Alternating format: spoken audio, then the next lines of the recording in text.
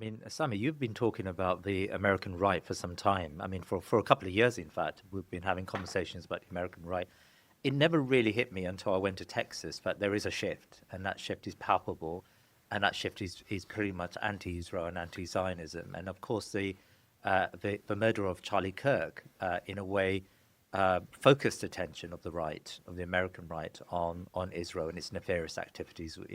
Now, I'm not asking you to comment on, the killing itself, but I wonder how you see that progressing. Like, in which direction is that moving, and is it? I would imagine the Israelis are trying to fight back. How are they doing that?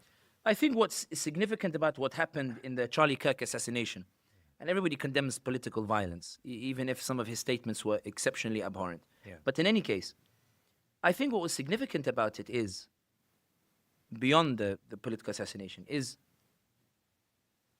everything that came out about it had to do with the Israelis. Candace Owens blaming the Israelis. I'm not saying it's true or not, I have no idea. Bill Ackman having to write an essay to defend accusations that he was somehow involved and that he was pulling money out of Charlie Kirk because Charlie Kirk was insisting on America first instead of Israel first. Laura Loomer had tweeted 2 weeks prior that Charlie Kirk was talking out of both sides of his mouth in a criticism of Charlie Kirk speaking out against the Israelis. Marjorie Taylor Greene published a text message exchange with Charlie Kirk in which he invited her to a convention that Israelis had asked Marjorie Taylor Greene not to attend, asked the organizers not to let Marjorie Taylor Greene to attend. Marjorie Taylor Greene published these text messages where she said she was invited by Charlie Kirk to talk about AIPAC's influence over the US politics. And he said, it's not a debate, I just want you to come and talk about it. And we all know her opinion. Her opinion is they need to register as a foreign agent. They're not America first, and they are abusing their relationship with the Americans. Candace Owens says, I know you killed my friend and I will never let you get away with it. I'm not debating or assessing the truth of any of their particular statements. I think it's noteworthy that Americans are beginning to realize that Zionism is not necessarily an ally of the Americans, that Zionists receive free healthcare in Israel at the expense of the healthcare of ordinary Americans. That when you go to Texas and the like, and you see somebody struggling, when they go to a hospital, they see their daughter needs an emergency treatment, and they see the state of the healthcare when they're trying desperately, they see their family member struggling. And then they're realizing that one of the reasons money doesn't exist for it is because it goes to Israel to support the genocide and the slaughter of kids. It's not that the Americans are becoming pro-Palestinian. It's that Americans are realizing that they've been taken for a ride by the Zionists. And that's as a result of social media, which is why when you were asking the question, what are Zionists doing in retaliation? They are forcing the sale of TikTok. They are trying to buy TikTok to retrain the algorithm because they want Americans to stop hearing the truth. They are desperately trying to restore the filters of information of what gets fed to the American people. They're trying to restore the veil between the truth and between the American people because they're realizing that 70 years of propaganda, paid propaganda on the Americans, is being torn apart by 2 years of exposing Americans to the actual truth. No one is saying to the Americans you have to be pro-Palestinian. It's look at what your taxpayer money is doing. Look where it's going. Look what the Zionists are lobbying your government to do. Look how they are taking priority over your basic interests. And the Americans are saying, oh my God, I had no idea this is what was happening. And I think the impact of that cannot be understated because when you have a situation where Marjorie Taylor Greene and Tucker Carlson on the right are commending Mamdani on the left by saying that he was right to prioritize New York over the Israelis, it shows you this is not a right or left issue. This is an America issue. Does America belong to the Americans, or is America a proxy of the Israelis? And I think the more Americans are waking up to the extent of the damage that Zionism has done to their system, I think that's resulting in a permanent political shift that is beginning to filter. And I think we'll see it most manifest when the Democrat Party leadership beef with the base over who should receive the Democrat nomination. Because Mamdani won, but it's the party leadership fighting against Mamdani.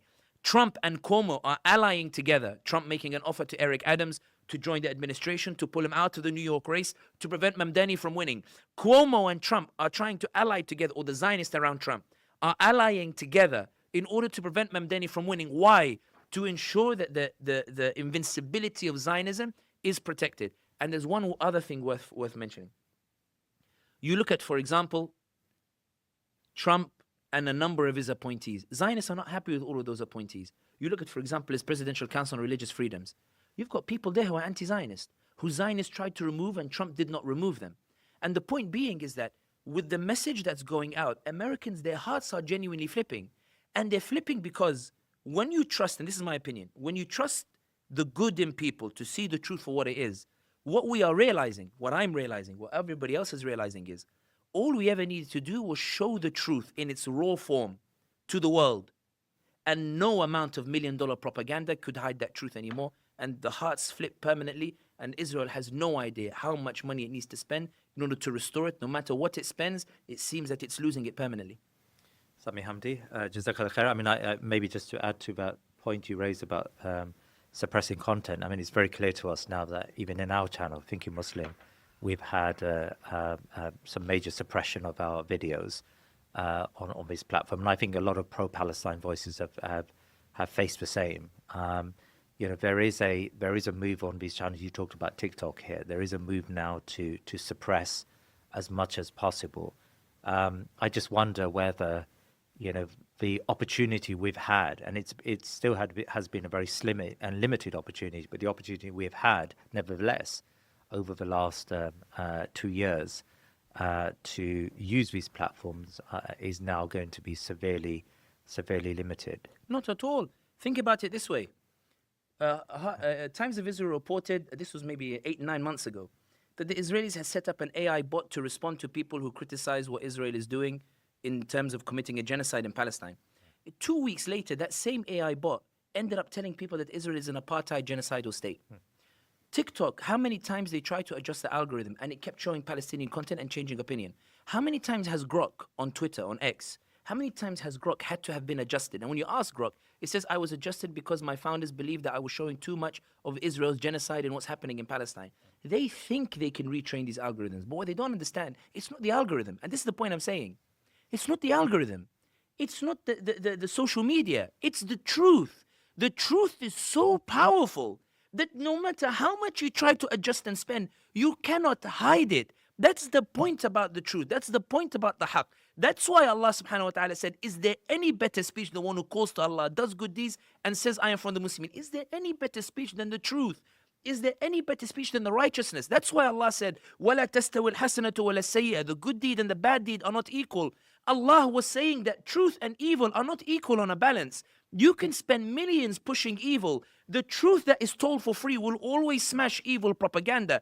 And that's why Allah tells you that even if you don't have the millions that the other side has, keep pushing with what is good, because the algorithm will always end up in your favor. Grok will always end up in your favor. Those AI bots will always end up in your favor. Push with what you have, because Allah says the one that was your enemy today, tomorrow becomes your warmest ally. فَإِذَا الَّذِي بَيْنَكَ وَبَيْنَ عَدَاوَةٌ كَأَنَّهُ وَلِيٌّ حَمِيمٌ.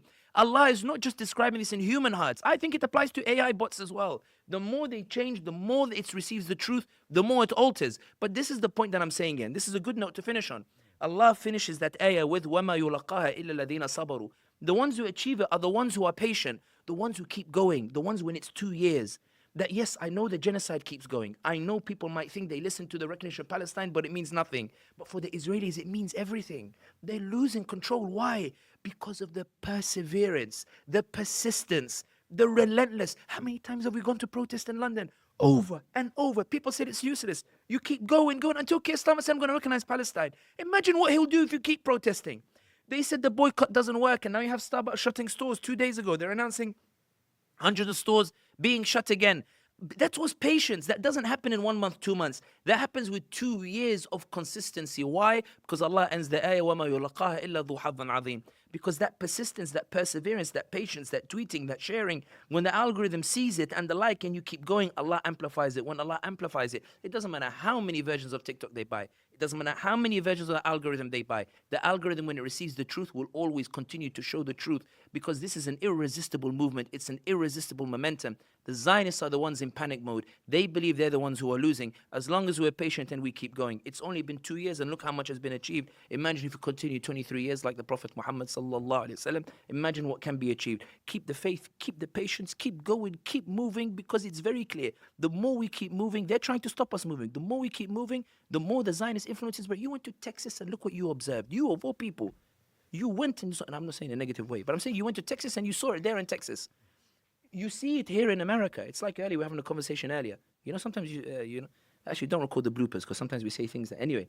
Like when I was talking to Brian earlier, he looked at me with a blank face when I was like, you know, I realized you Americans are actually nice people. And he looked at me like, his eyes were like, well, what did you think we were? I said, I don't know, like your government bombs half the world. Like I didn't know what to make of you guys. I realized on my trips to America, and this is the point I want to make, there's a lot of good in this country. What you realize is when they hear the truth, when they see the truth, they actually become inclined to it. I know it sounds like, for example, like you over-exaggerate that impact. But really, I've been to every state except New Hampshire. No idea why I've never been to New Hampshire. But in any case, it's nothing on them. You realize Americans, when you show them I can't tell you how many times I meet a white American, forget even African Americans. African Americans recognize struggle. It was very easy to convince them of the legitimacy. White Americans, Mr. Hamdi, I had no idea. I didn't know. Mr. Hamdi, I can't sleep at night from when I see the videos and the images of what I see on social media. Mr. Hamdi, I promise you, I won't go back to sleep again. On the right and on the left. People saying, I can't believe this was a situation in the world. You know, Mr. Hamdi, I didn't have a passport. I didn't travel too much. I didn't leave America except to go to Mexico because we're a big country, big continent. You flew 3 hours just to go to Chicago. Okay, I flew 2 hours. 2 hours I could have gone from London to Bosnia. And they call this like one country. But the point that I'm saying is there is good in this world. And I think the beauty of what Gaza has demonstrated in the tragedy of genocide is that truth matters. Hearts exist, they can be flipped. If we believe in goodness and in truth, it will destroy that evilness that allowed this genocide to happen. Gaza has taught me to believe in humanity. It taught me to believe in Allah's power to flip those hearts. I believe in the power of da'wah. I believe in the power of haqq. And I believe it to be the most powerful political force, more so than any lobby that exists on this world. Sami Hamdi, Jazakallah khair. Thank you so much for your time today. Please remember to subscribe to our social media and YouTube channels and head over to our website thinkinmuslim.com to sign up to my weekly newsletter. Jazakallah khair.